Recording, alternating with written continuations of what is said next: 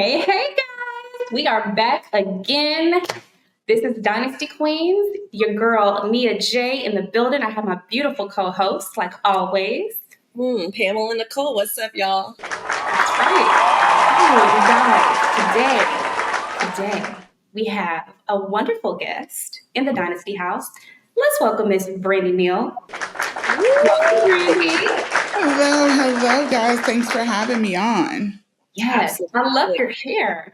Thank you. It's been ever since everything happened. I've either been like in braids or faux locks or something, but that doesn't require a lot of maintenance, just because it takes me so long to put on everything else that I have to do now. So I've been low maintenance with the hair since everything.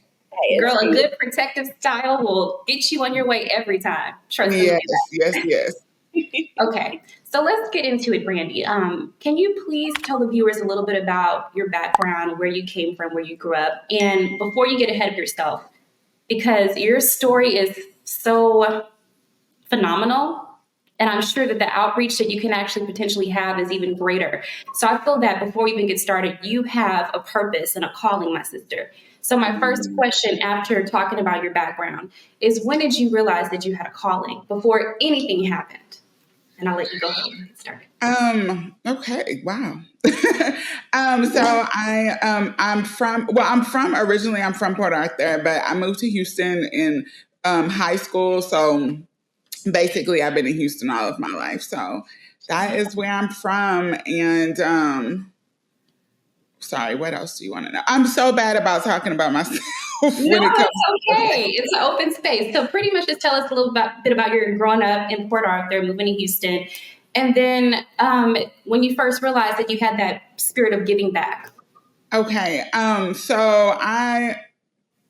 mean, honestly, it's so much stuff I can't remember about like growing up in Port Arthur, because I do feel like Houston is home, and I was there when I was so little. But my mom got a job, so we ended up moving out to Houston, and I lived on the north side, was in Spring Independent School District, and honestly, I mean, it's so, I think having a calling is so like such a big thing. So I'm kind of overwhelmed right now. But as far as giving back, I mean, that's something that both of my parents do. Both of my parents are huge in their perspective communities with giving back. They're always helping with the youth. And so I think that that's just something that I always knew, or that was something that I was raised to do. So I think that is why it's been so important to me in whatever journey I am in my life, making sure I find time to give back to, and especially now in the era of social media, not only giving back, but speaking out on issues that may be taboo or some things people won't share. I guess, God has just blessed me with the ability to be able to try to put what is happening to me out in real time in hopes that it'll help other people. I love the way you said that. Mm-hmm. And I know you and I, we do have our history. When I got diagnosed with PCOS, you and I, we had that fundamental, bonding, and you helped me with, what to go through. I do want to touch on women's health real quick. As far as, what steps can women take, and what, education can they get, or where can they go to receive the education on like PCOS and like different things like endometriosis and all kinds of fertility type diseases? So this was something that I just had to learn. So it's so funny because I was working at a company called Drillquip in 2006. It's an oil and gas company. So not many women there. But they did have a nurse on site, because they had like it was kind of like a plant, but more like a manufacturing plant. And I would just talk to the nurse about like some symptoms I was having, especially when it was around my cycle. And she was like, you know what? I think you have PCOS. And at that time, I had never heard about PCOS. I was just like, oh, okay. She actually recommended me to her doctor. So I went to her doctor and I got tested. And in 2006 is when I found out I had PCOS. And so at the time, I really just had him, and he was a phenomenal doctor, Dr. Moore. And I remember him telling me, "Hey, there's actually like a women's therapy group, or something if you want to get involved." And at that time, I was super young. I graduated high school in 2003, so that gives you like the timeline. So I was like, okay. So I went to this therapy group. I was the only Black girl there. I was the youngest person there. And so it kind of just felt like, okay, I did a lot of listening, not a lot of talking at that time. But so then later it was the end of 2015 that I was having like a lot of gastro issues, or what I thought were gastro issues. And so I was like, okay, well, I'm going to go to this doctor's. So I went to the gastro doctor. He had me do, he was like, oh, we're going to send you for all these tests. So when we're doing the ultrasound, the tech said, which she probably shouldn't have said, but she was like, oh, it looks like you have so much loose floating blood. And she also couldn't find my left ovary. So immediately, like, she stops, she gets the doctor. So immediately they're like, you need to go see your OB. Well, at this point, I've had a really good relationship at this point with Dr. Moore. So like, I had been going to him being treated for PCOS. So I was going quite often. So I was like, okay, well, Dr. Moore had since retired. And so I started seeing another doctor, Dr. Layden, who he suggested. And so I go to her, and again, just a really good relationship. My file is very thick there because I'm going for anything. So she was like, okay, she saw some fibroids. So that was step one. And then she was like, that's very common. And then she said, but I think you have endometriosis. And at that time, they couldn't tell you had it for certain without having surgery. So I was like, okay, well, this is a lot. So then I am starting, of course, to Google, which is probably the worst thing because they have all of the worst case scenarios. So right. We're on here and we're talking about, we're talking about it. And that was December 2015. I had my surgery 2016. I was like, let's immediately, get this done. So as quickly as we could get it done, I was like, let's get it done. So I have what they're called laparoscopic myomectomy. So I have that surgery. She's able to remove the fibroid. She confirms that I did have endometriosis. At this point, it had even spread to my appendix. So they got all of the endometriosis, and she was like, there was a fibroid under the cavity that they didn't remove, but it shouldn't cause any problems. So at that time, I'm asking her, like, are there resources? Are there resources? So she, again, she sent me, and of course, I'm going to the doctor in the Woodlands. So their resources are around the Woodlands. So I am just going to these therapy groups or whatever, but I decided to talk about it on Facebook. And my mom was mortified. She was like, oh my God, I cannot believe, you're talking about this. And then that's how I found out that not only did my mom have fibroids, my grandmother had fibroids. That's actually why my mom had a hysterectomy, because she had fibroids, and never knew that. That's also how I found out that my aunt on my dad's side had PCOS. Nobody ever talked about this. And they were all like, oh my God, I can't believe you're talking about this on Facebook. And I was like, well, what I'm going through now, the only people that are talking about it are these older white women in my therapy groups. I want to find somebody that looks like me, that's my age, that can share in my story. At this time, one of my really good friends, Monica Jones, she was doing these different events around in different cities and raising money for awareness. So she found the White Dress Project, which was based out of Atlanta. And she was like, hey, I'm going to Atlanta to raise money. I told them about your story. They want you to speak on the panel. So that is how I got introduced to the White Dress Project in Tanika. And this was founded by a Black woman, a young woman. Everybody that was in the room looked like me, including the doctors there. And so it was like an awakening. Like, meeting her was the first time that I've heard somebody around my age and that looked like me talk about these issues. And she was talking about them in a public forum.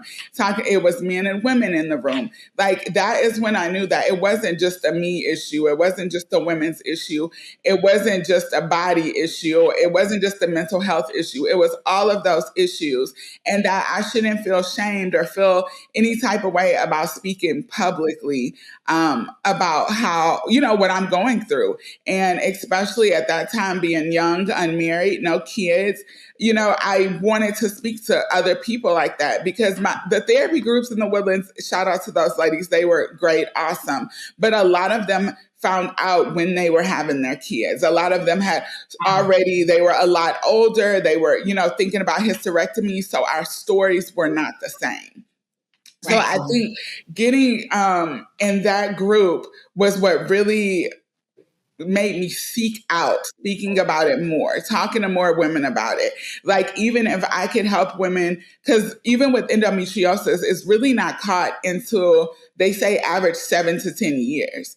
So if I can help somebody in year 1 say, okay, no, this is what you should ask your doctor, see if you can be tested for this. So that was kind of the beginning of my journey on speaking out about PCOS, fibroids, and endometriosis in a public way that, was off of social media, but doing events, speaking to doctors, speaking to insurance companies about it. So that was like the beginning of my journey. Okay, Brandi, so I have a question, because to be honest with you, a lot of the women in my family, immediate family, have had, fibroids or endometriosis, hysterectomy, stuff like that. But we don't mention the word PCOS, or at least in my family, I haven't heard it. So is there a distinctive difference between just having fibroid cysts versus PCOS?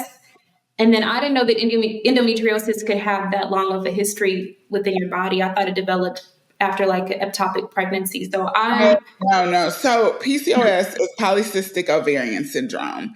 And there's several different types. I have insulin resistance, which is why I have to get on this medicine that's normally for type 2 diabetes called metformin. So that can be found. They can do blood work to find it. Sometimes people have these little cysts on their ovaries. That's how they're able to find it for some people.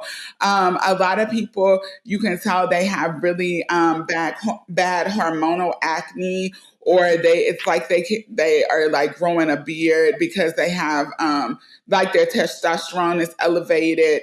So there's several different things that people like, oh, I have this, but I don't have that. But it doesn't matter. Just go get tested, because you can have PCOS, but not insulin resistant. And even one of the big indicators my doctor told me when I was first diagnosed with PCOS was like I got like a really dark neck, like a rubbery type of neck, which you typically only see in people that may have like diabetes or get a lot of skin tags. There were so many different things that people were like, oh, I didn't have that. Like that's why I think the group discussions are great, because you can relate to them in a different way. Like, oh, I didn't have that, but I did have, so there's different, it takes on different forms. And yeah, endometriosis, there's even one case where they found endometriosis in a person's lungs. So endometriosis can be, once it forms and spreads, it just keeps going. If you ever Google it, it looks kind of like spider webs. So if you can like imagine that in your mind, how spider webs can attach anywhere and grow from there, that is kind of how endometriosis is. And fibroids, I think, are the most talked about, especially now, because a lot of people just have the platform to speak on it. But I think like a lot of people in our families, they do have it, and it may not have caused as many issues, or they think like, oh, this is normal. Like, I'm here to tell every woman, heavy periods are not normal. Long periods are not normal. Just because your mom had pain with her period does not mean it's not supposed to be passed down. So I think women just in general, they deal with stuff and deal with stuff and deal with stuff. And they just think, okay, my mom did it, my aunt did it, I can do it. This is just part of, the cards that I've been dealt. But that's, not really true. It's so many things out there that can help now. Honestly, even since I was first diagnosed to now, it was even a procedure called the Assessa procedure, because I had to have another surgery in 2019. But I had my doctor I asked her, I said, hey, there's a new procedure out there where I won't have to have a myomectomy. It's called the Assessa procedure. Will you go and learn it? And she went and learned it. I was her first patient she did it on, and she's done it on hundreds since. So, and I just think it's really about being okay asking questions, even finding these groups. With Instagram and social media now, I feel like you can find so many different groups.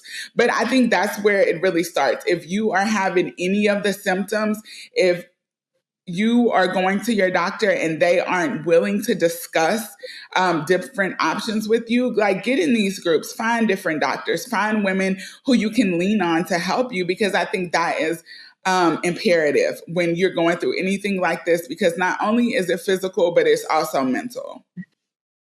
What's up, you guys? Your girl Nia J with Dynasty Queens, and we're back again. Are y'all really ready to elevate your handbag game? Well, guess what? We got some super dope Louis Vuitton handbags on sale. All you have to do is click on the handbag you like in the description below and proceed with that beautiful bag straight to checkout. Oh, yeah. Don't forget to tell them Nia J sent you. Dynasty Queen's going to have you looking right this summer. That's right. And you made a really great point too, Brandi. I know, before I even knew I had PCOS, I struggled with long, month-long periods. Yeah. Terrible cramps. You and I discussed that. And I think when our parents were, and grandparents were at that age, they didn't have the medical stuff that they have now. It was just kind of like, oh, we're women. We go through pain, go through things. You never think to ask or, say anything, because it's just like, it is what it is. You're just going to live and learn, Yeah. And no, my mom, as an older woman now, she's going through the things that she's going through. Now she sees what I've been trying to tell her. You need to, they have diagnoses for things. You have symptoms for things. There are names for things that are going on. That's, you're not supposed to feel this way. Yeah. So I'm glad she brought that up, because I think the boomer age, they just kind of went through the motions. Oh, they was just trucking. They were just when my mom would say, oh my God, my mom would say, her cycles were over 7 days. And I was like, oh, and you never went to the doctor? She was like, well, her mom did the same thing. Her mom, my mom is the baby of 11. And I think after my mom is when she had a hysterectomy because her cycles were so bad. But in the midst of those, she had several miscarriages and, just things that they didn't talk about. It was, too taboo or too, hush hush. Or I remember my mom was like, especially because I was so young when I first started talking about it, she was like, you don't want a man to see that and then, feel differently. And I'm like, honestly, if he feels differently, then that, that's on him. If he can see me and he only sees oh, she may not be able to have kids, then that's not the partner for me. But I know she wasn't saying it, to be mean. It was just how they dealt with things. And, and I think that as we progress, as women, take their power, as we come out and demand equality, it is hey, this is something that also men need to know about. And my last event I had with the Houston Rockets, and it was incredible because there were a lot of men that attended. And just to be able to hear maybe what their wives or girlfriends may be going through from another woman's point of view, may open the door for more communication. So, every relationship I've been in since, I am, super open, in the beginning, really, about the situation, because endometriosis and fibroids as well, it is painful sex is really attributed to it. And so a lot of women, especially in these groups that I was in, they would talk about how they would just be in so much pain during sex, but felt like they couldn't tell their partner because, women, you got to have sex with your husband, so I think there's such a bigger, issue, I think, especially with mental health and how it makes women feel about themselves, especially if you're in your 20s and you're talking about a hysterectomy or you're talking about infertility. There is, especially, being from the South, women, you are supposed to get married, have babies. So I think there's such a stigma around all the below the belt issues. And I am so happy that now there's different groups, there's different doctors' offices that are hosting events. There's so many ways you can learn about these things and feel comfortable to talk to other people. And so I think that is really one of the upsides of social media when it comes to issues like this. Yeah, for sure. Absolutely. And I can also just, imagine, because the way you just explained it, there's so many facets involved with, things that can go wrong with the female reproductive system. Just to share a little bit, my mother just this year, and she's in her 60s, was able to clean some stuff out, polyps and all that. Thank God. Wow. She had baby polyps, and her whole life had extremely heavy periods and never was able to come to a conclusion on what happened until earlier this year. So very grateful that she was able to, recover, and she's doing great. But it's really, I just don't think that women of color have been educated properly when it comes to the way that our reproductive system works, what we're supposed to check and stuff like that. So do you recommend us doing our own screenings for endometriosis, or what should we do? Because they tell us when we go, oh, you can wait till you're 40 to get tested for all that extra stuff, So what are we supposed to do when we're sitting there in front of our OBGYN? Are we supposed to ask for additional testing, or what are we supposed to, I always say I have been so blessed to have doctors that listen to me. I know my body. You know your body better than anybody. So I have been blessed in that way that anything I've asked for, they've given me. I also know that I've been blessed to have really good insurance. I've had Blue Cross Blue Shield, United Healthcare. So those are, really good insurance. So it does cover more, but I do I tell everybody, okay, you think you have something, start keeping a journal. And now they have all these apps and stuff you can keep as well. But write down, okay, so this month my period was this. If you're having a heavy blood clots, write that down. Blood clots over a dime size, write that down. If you are in pain and cannot get out of the bed, write that down. If you are wearing a pad or a heavy tampon that's supposed to last 8 hours is only lasting you an hour, write that down. So bring those in. My doctor, because of the fact that I have all of these issues, every year I do a pap smear. Sometimes I have to do them twice a year, depending on what's going on. But I also do a vaginal ultrasound at least once a year. So they're going in there, they're measuring, not only measuring the fibroids, if there are any, but they also measure my uterus. They make sure my uterus isn't tilted. These are things that they can do, hopefully in office, depending on your doctor. So, and when I get my blood test yearly, they test everything. Because a lot of people don't realize that you can, thyroids, you got to check your thyroids because there's something else that can be an indicator. So you want to make sure your thyroid levels. A lot of people, they're like, oh, I just get tested, just like a standard STD panel. Or no, you need to be getting your vitamin D, your iron level. There was a point in time where I was having to get infusions quite often because I was losing so much blood.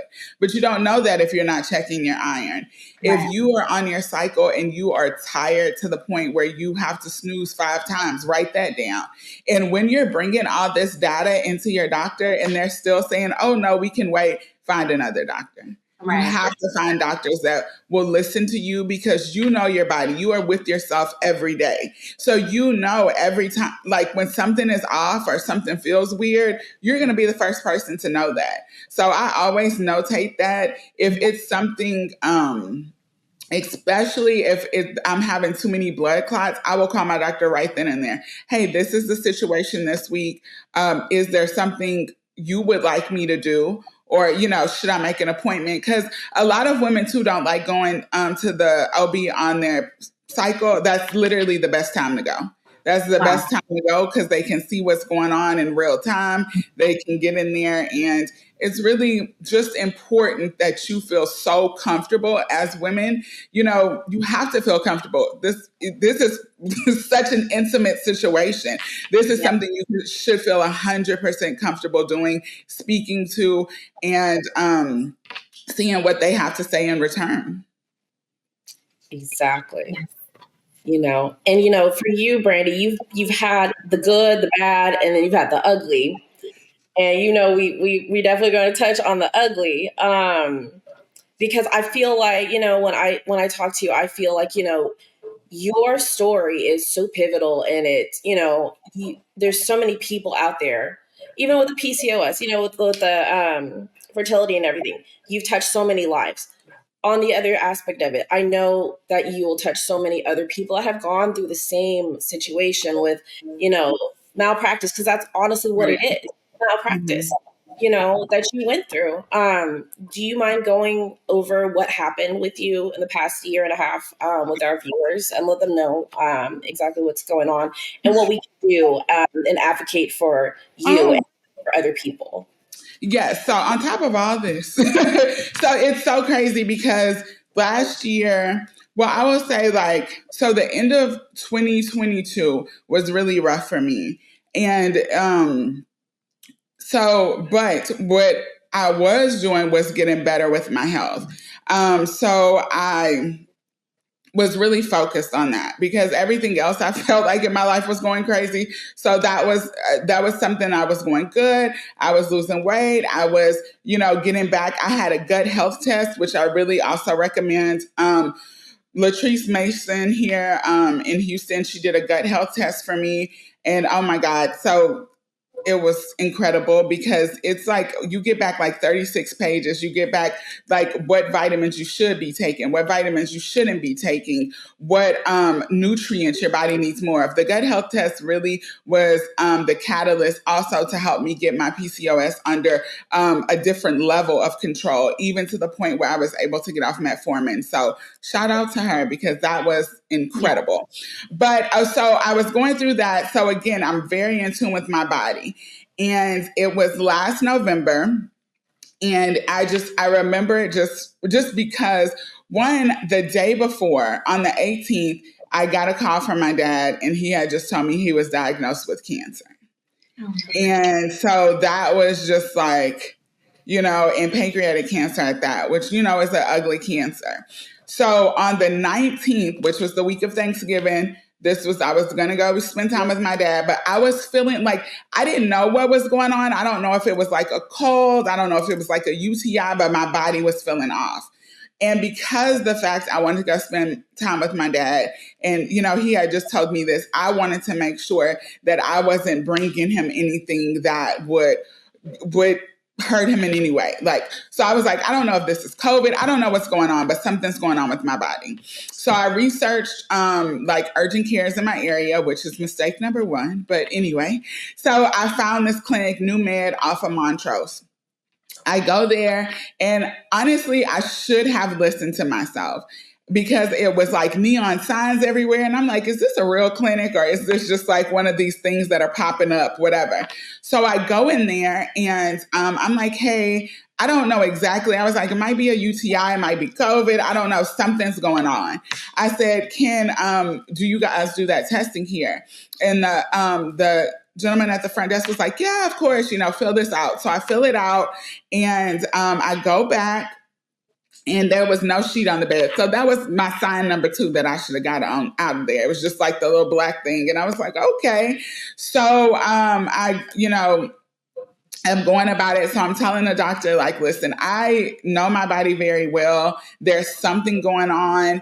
I can't pinpoint it, but can we run some tests so I can see what's going on? I'm going to see my dad this week. I want to make sure I don't bring him anything. And he's like, okay. So he was like, well, what do you want to test for? I said, any and everything. So I was like, but, you know, like how are we going to test for, you know, like the UTI or anything like that? You know, there's no sheet on here. He was like, oh no. He was like, you can really tell everything by peeing in the cup. And I'm like, okay, this is Number three. Red flag number three. But I'm like, I think I was just such in an emotional state. I'm just like, okay, whatever. So he said so I went to pee in a cup, and then he said he was going to send the nurse in to draw some blood. Now she came in and she said she could not find a vein. So they went and got the receptionist, to come in, who he said he was. So that it was red flags everywhere, but I'm just like, I'm here, I'm going with it. So he comes back in and he was like, okay, we're testing for some things. He was like, do you want to test for being pregnant? And I mean, at the time, I'm like, I know I'm not pregnant, but okay, whatever, just test for everything. So he was like, okay, while the pregnancy test is running, he was like, I don't see anything specific, but I'm going to give you an antibiotic just in case. And here, what's your pharmacy, whatever. He was like, but I don't see anything you should be concerned about. Your COVID test was negative. Your flu test was negative. I said, okay. So he was like, but this is just in case. And I was like, okay. So then he leaves, he comes back, and then he's like, I was like, it just seems so odd that you can like test for, all this stuff now. He was like, oh yeah, we're high tech. He was like, you've been going to the old school doctor. So whatever. So then he comes back in and he was like, guess what? And I'm like, what? And he's like laughing this entire time. I'm like, this is the most unserious doctor I've ever seen. Then he was like, you're pregnant. And I was like, no. I was like, I have PCOS, endometriosis, fibroids. I know that if I got pregnant, I would need help getting pregnant. He was like, no, you're pregnant. He was like, have you been itching down there? And I was like, what does that have to do with anything? He was like, that's the sign of early pregnancy. And I was like, I haven't, but okay. And then he was like, I would say you're probably like 7 to 10 days pregnant. And I was like, okay. So I was like, okay, well, he was like, so I have to change your prescription. So he changes my prescription. He was like, I would just take it. It's only one pill. It'll knock out whatever you're feeling and, follow up with your OB. So I'm like on the way, go pick up the prescription because the Walgreens closes at 6. And I'm on the phone with my cousin and my sister. And I'm like, can y'all believe this? Like, and they were like, no, but it would be a miracle if you were, just kind of, like excited at maybe the fact of, but still like very cautious. They were like, just take the medication. We'll see you later this week at Thanksgiving. We can take another pregnancy test. So I'm like home, just like dumbfounded. So then I take the pill. I was like, I'm going to take it, go get in the shower. It was like, an immediate reaction. Like my eyes started swelling up. So then I'm like, okay, so I have an EpiPen. So I was like, okay, I'm going to use the EpiPen. So I used the EpiPen. I was like, I'm just going to try to get to sleep. And then immediately I get like a very big rash on my arm. So I'm like, oh my God. So now I give myself another EpiPen. Like, obviously that didn't work. Let me give myself another EpiPen. And then I go to the hospital. So I get to the hospital. By the time I'm at the hospital, I'm like, it's all over. But it didn't really get my chest, but it's like all on my arms, like all of these bruises. They're like deep red bruises. I'll just see if I can show a picture because it's hard to understand it because it's insane. But it was like, I don't know if the viewers, like, this is how the bruises were looking.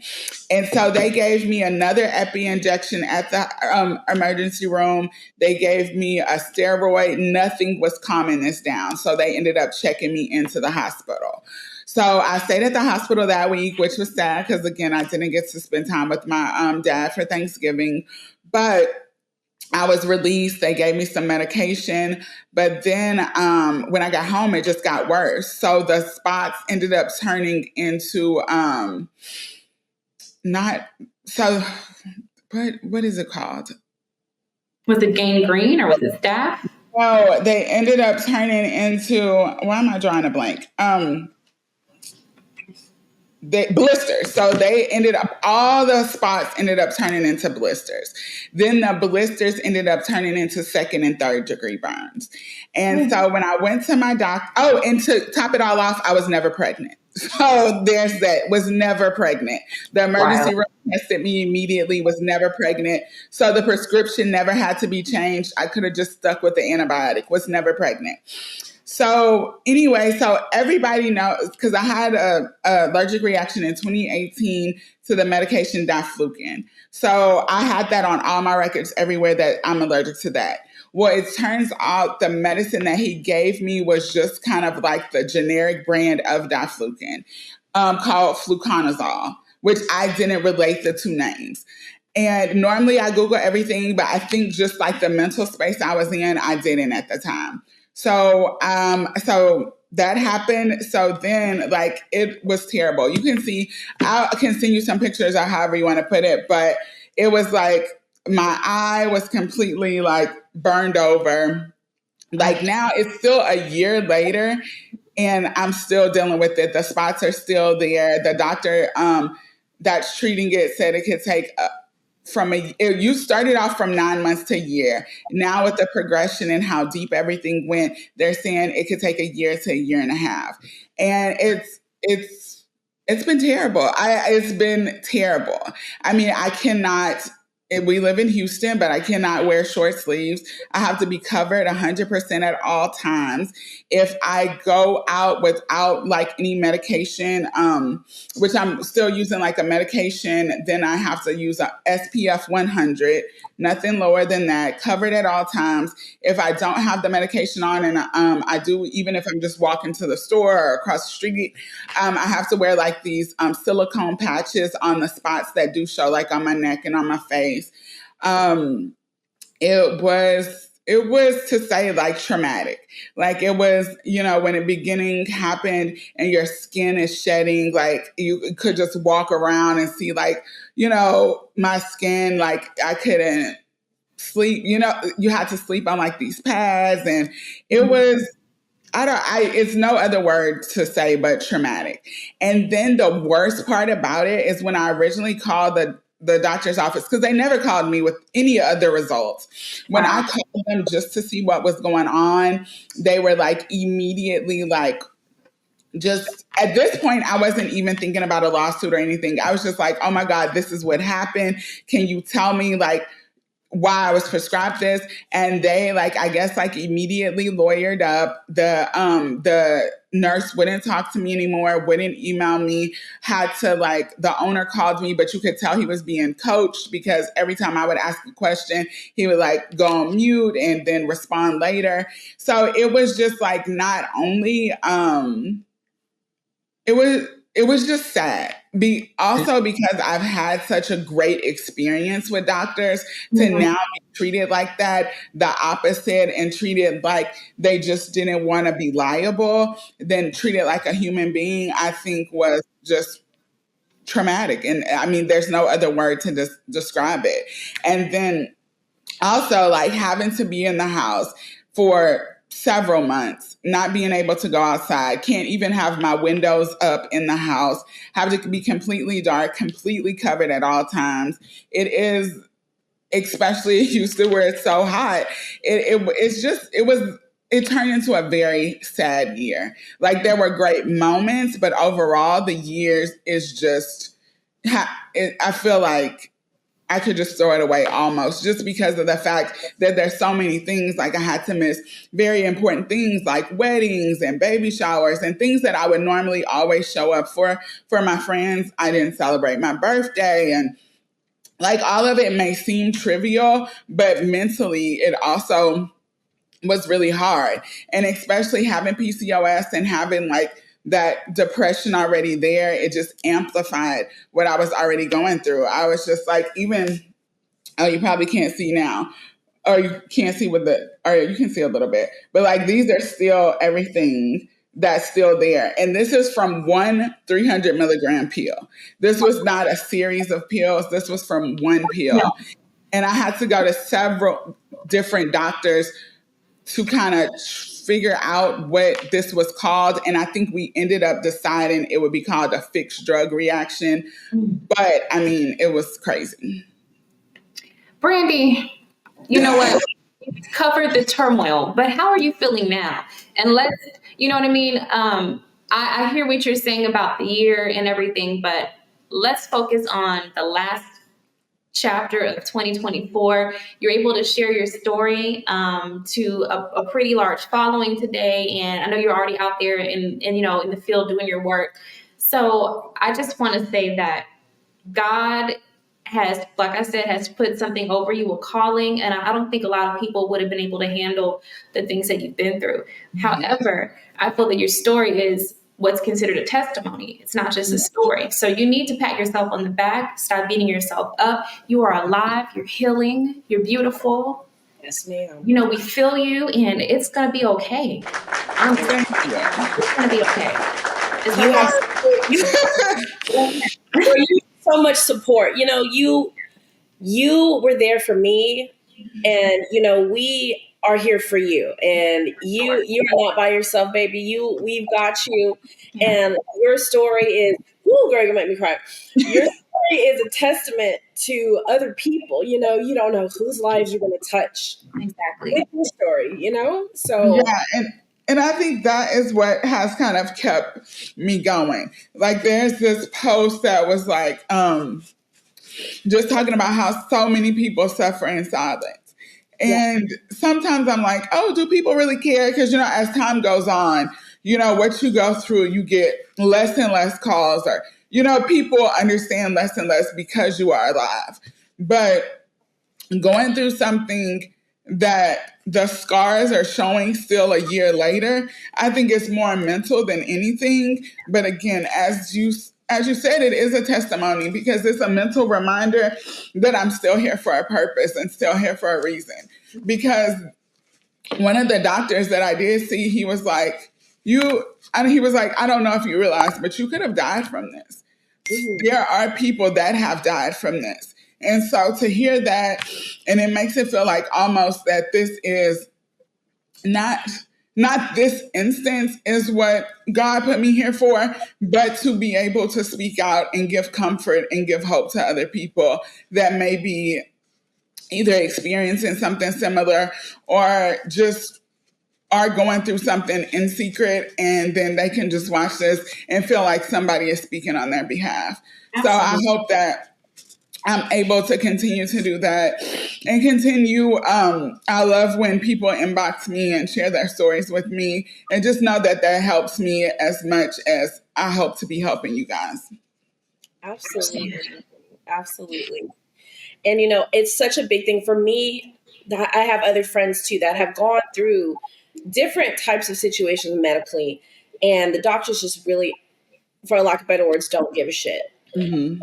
And for African American women to get the health care that we deserve is so important, you know, and all stories, like good stories, bad stories, like we all need to come together and tell these stories, because it can really change the medical field. You know, it can change the way that insurance looks at us, the way doctors look at us, you know, and we deserve the same type of healthcare and the same care that everybody else does. Absolutely. 100%. 100%. And don't stop until you get it. Keep going.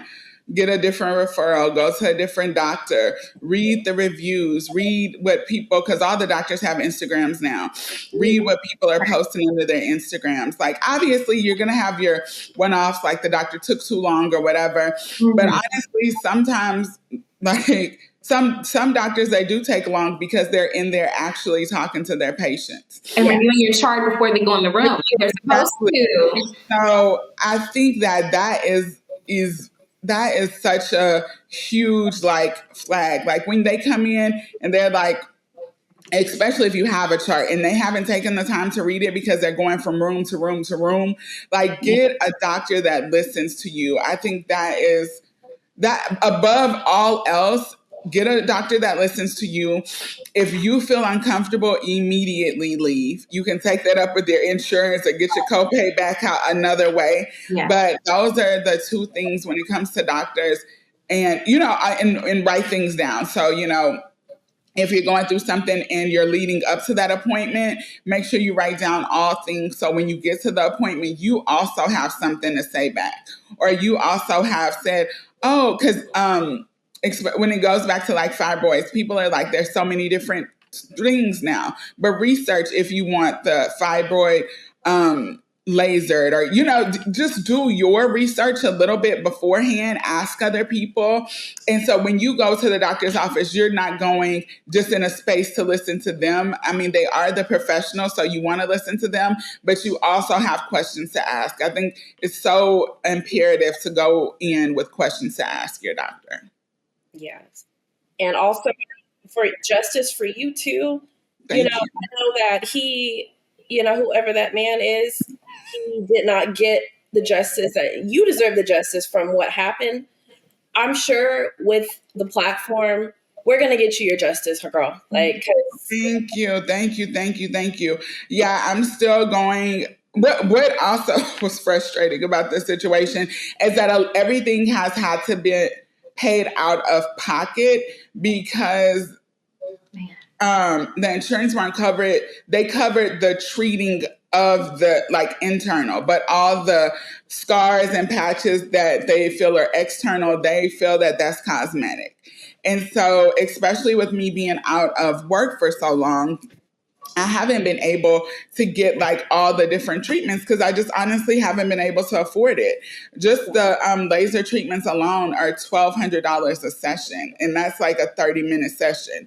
So it's just been that part has been hard, and I think it just all feeds back into the mental. But these insurances, I'm coming after them too because it's just like, even though it's cosmetic to you, it's not to me. Right. It's just a reminder every day of what happened. And it's not like I'm going to somewhere else to get this done. You go to a medical doctor to get the lasers, but it's just, they will not cover it. And even the creams that only last 21 days, you can only keep them from 21 days, and they're $85 each. Insurance won't cover that either. So you're having to pay for all of these creams straight out of pocket. So it was a super expensive. The doctor made a mistake, and I am paying all the expenses on it. So it's just, I don't know. It's a lot, but I hope everybody doesn't go to that new med clinic on Montrose. That's number one. But also, just if you ever feel uncomfortable in a situation, just get up and leave. It's not worth it. Right. Wow. Amen to that. Well, Brandi, so much information that we can internalize and use for our own health and well-being and share with other women, with the PCOS situation, and then also with the unfortunate situation with your reaction to medication that you should not have been prescribed. You guys, I'm lost for words about this woman's strength and resilience. And I think that it's commendable. And I'm pretty sure, like we've said, it's going to inspire a lot of people who may feel ashamed for whatever reason about infertility issues or anything they've been dealing with their body. And then also, making sure that if we know we're allergic to something, we are raising our voices. Hey, does this have this in it? Is it, making sure the doctors are reviewing charts and stuff, and just sharing so much crucial information with us here today. So thank you so much for coming by. Where can the viewers find you as far as social media? And then of course, I know that you have, you talked about one of your efforts and stuff earlier of giving back, but I know that you have something as well, a foundation in regards to what's going on now, with your skin situation. So definitely check out the White Dress Project. They are incredible. I cannot say that enough. I also, Latrice Mason, if you are here in Houston, she takes Eastern and Western medicine together. She is incredible. So definitely search her on social media. On all social medias, I am BM Neal, BMNEAL.